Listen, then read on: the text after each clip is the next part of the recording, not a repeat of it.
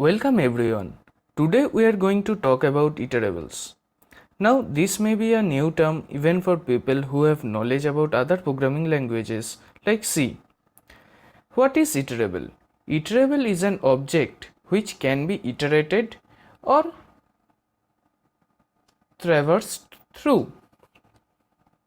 It means it has multiple objects or multiple values and we can access them by one either through a loop or by indexing.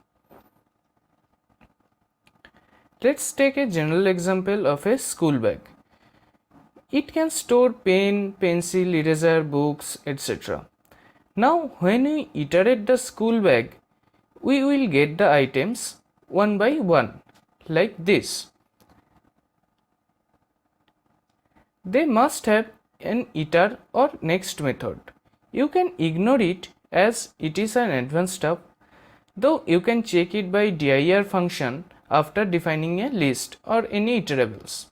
If you use the dir function upon any iterable, then you will get the built-in functions or attribute list in which you should see a function called iter.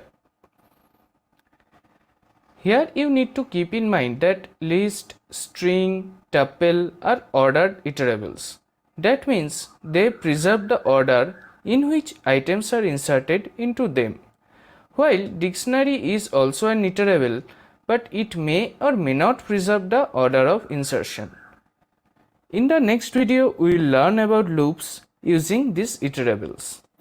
Thank you guys. Stick to our channel, and if you like our videos, then please hit like and also share and subscribe. Thank you.